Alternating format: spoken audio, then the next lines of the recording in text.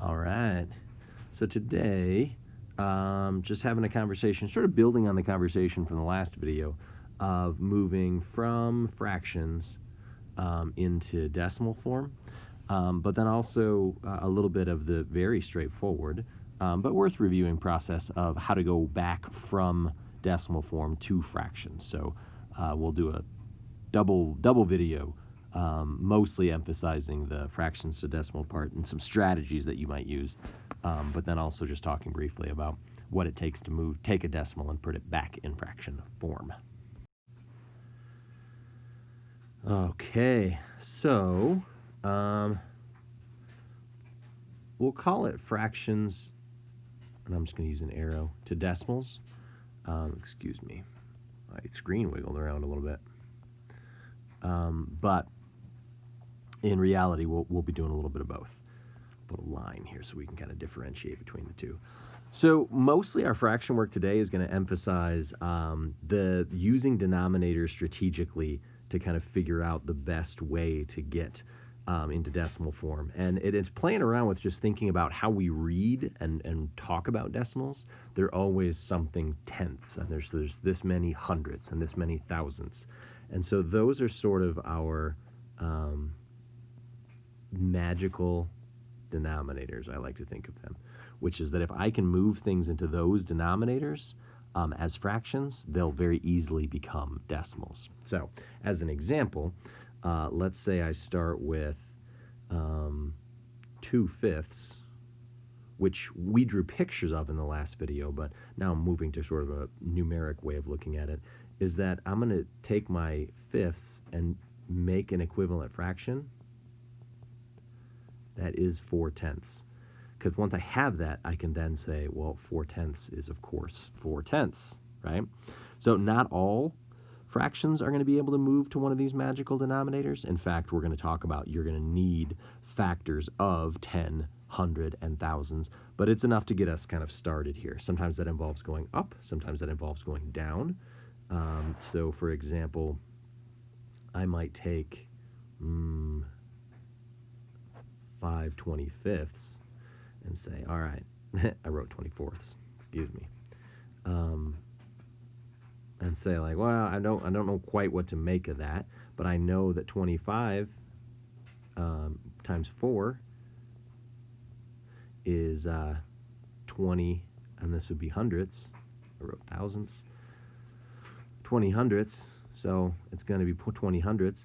I can also take that 5/25 and divide it by 5, right? I can move it down to 1/5, which is also 2/10, the same as 20 hundredths. So sometimes simplifying it can help you out. Simplifying makes the problem simpler. To say the least, I had indicated that decimals to fractions was going to be very straightforward. And again, it involves just kind of thinking about, well, how would I read this? So let's say I have 47 hundredths.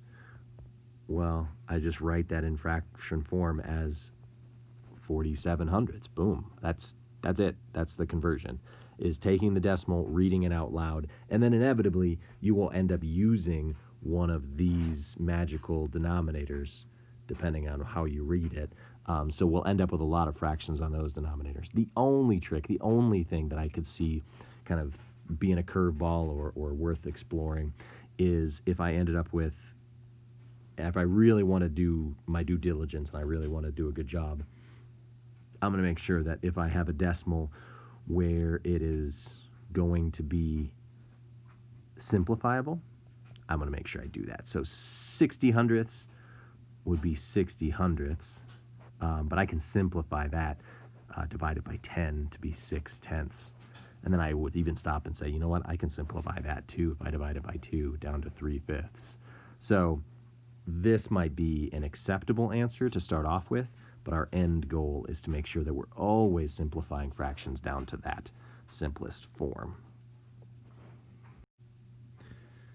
All right, so let's take a look at our examples. We'll see that the strategy, while it works for many fractions, sometimes it's going to be as simple as saying like, hey, this is a fraction I know. I know that 1/4 is as a quarter, and so I know what that is going to be represented in decimal form because I use money all the time. But I might take something like 4/5 and my pen is having some technical difficulties. I also don't have a ton of room to write there. I apologize. And say, you know what, I can move that to tenths. So I'm going to multiply the top and the bottom by 2. Becomes 8/10. Becomes 8/10. All right. This is always what we're looking for. Is once I get that denominator, that's where the magic happens. As I had mentioned to begin with, you know, if I take this 2/20, I can also divide. I can also simplify at times. So I'm going to divide this one down. Why would I do that? Is because 20ths divided by 2 still moves me to my magic denominator of tenths. 1/10 is the same as 2/20. So I know I crammed a lot in this little tiny box. I apologize. But that, I just wanted to emphasize the flexibility of using fractions in this way. Skipping over to the right-hand side, see if I can neaten up my handwriting a little bit here. Again, 2/10. I read it as 2/10. Again, I want to go that extra mile and say, I know that's 1/5. I want to simplify it down. 44 hundredths, boom, 44 hundredths. I see that I can divide that by 2, so I'm going to do 22 50ths. Divide the top and the bottom by 2. I'm going to add that I still see that those are even, so I probably should have done the first one by 4, but I'm taking it step by step. I'm going to divide it by 2 again. 22 divided by 2 is 11. 50 divided by 2 is 25. I'm not writing the division, what I'm dividing by. I'm just reading it out loud, just because I worry that I'm cluttering the page a little bit too much. And the final one, 1 3/10. I'm not going to say 1.3 because that's not a real fractional thing, but I'll change color to help you out. 1 3/10. I could either say 1 3/10, or I could recognize that that is 13/10. Either would be acceptable for me. I think that this first one is more like what we are hearing when we read it aloud, so that's probably the preferential one in this instance. Just kind of showing that decimals move between mixed numbers and improper fractions as well. They're everywhere. They're everywhere. The flexibility to move back and forth between them. We have a strong understanding of equivalent fractions, and we've been practicing a lot with decimal place value. So this is sort of merging the two. I haven't done anything new here. I've just sort of talked through how to connect two previous ideas. All right. 3 independent work problems for you to practice on your own. Some more practice if you're interested, but the independent work will show up in the head puzzle. Then a couple challenges there at the end. I'm going to challenge you to simplify and really think about what do I do with the eighths pieces there. So some problem solving in our challenges if you're up for it. But the independent work problems are, number 1, what is 3/50ths as a decimal? Number 2, what is 13/25ths as a decimal?